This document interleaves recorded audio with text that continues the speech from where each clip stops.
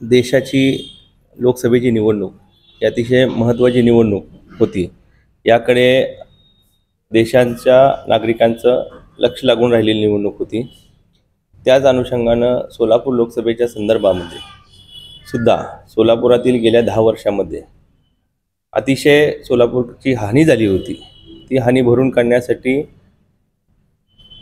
महाविकास आघाडीच्या वतीनं जो उमेदवार दिला होता तो उमेदवार निश्चित निवडून येईल हा ठाम विश्वास आमच्या महाविकास आघाडीतील कार्यकर्त्यांचा होता।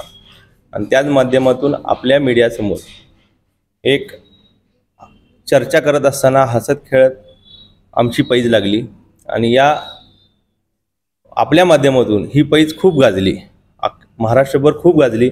आज या प्रथमतः मी आपल्या सर्व प्रतिनिधींचे मी आभार मानतो। सोलापूरच्या प्रश्नाविषयी जागरूक असलेले सर्व आपण प्रतिनिधी आहात, त्याबद्दल खरंच खूप आभारी आहोत आम्ही। त्याच अनुषंगानं आज ही सोलापूर लोकसभेची निवडणूक पार पडली। मोहोळ, पंढरपूर, मंगळवेढा, दक्षिण सोलापूर, उत्तर सोलापूर, मध्य सोलापूर, अक्कलकोट या विधानसभा क्षेत्रामध्ये अतिशय चांगल्या पद्धतीने मतदान झालं।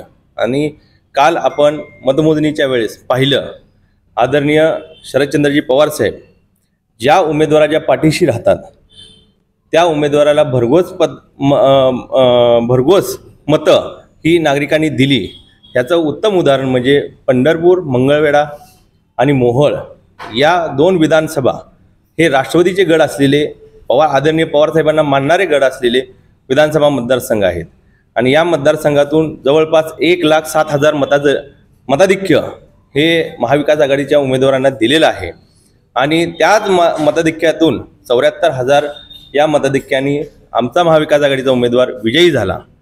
त्याबद्दल आम्ही सर्व शेतकरी वर्गाचं, महिला वर्गाचं, युवक वर्गाचं आम्ही आभार मानतो। आणि आमच्या लागलेल्या पैज त्या पैजेपोटी आज आमचे सहकारी प्रशांत इंगळे मनसेचे लोकसभेचे अध्यक्ष आहेत। मध्यमवर्गीय कुटुंबातून ते येतात, आमच्यासारखे ते कार्यकर्ते आहेत। एक महायुतीचं त्यांनी काम केलं, त्यांनी राजसाहेबांच्या भूमिकेला कार्यकर्ता म्हणून पाठिंबा दिला आणि त्याच माध्यमातून त्यांनी त्या प्रेमापोटी माझ्याबरोबर शर्यत लावली। पण आज मी आपल्या माध्यमातून सगळ्यांनाही सांगू इच्छितो, या 1 लाख रुपयाची मला गरज नाही, परंतु हे 1 लाख रुपये मी आपल्या माध्यमातून त्यांना सांगू इच्छितो की आता शाळा कॉलेजेस सुरू होत आहेत। गोरगरीब विद्यार्थी, त्यांच्या भागातील, त्यांच्या समाजातील, आपल्या सोलापूरमधील त्या गोरगरीब विद्यार्थ्यांसाठी हे 1 लाख रुपये त्यांनी खर्च करावे। यासाठीच आपल्या सगळ्यांच्या साक्षीने मी त्यांना हे 1 लाख रुपयाचा चेक माघारी देतो।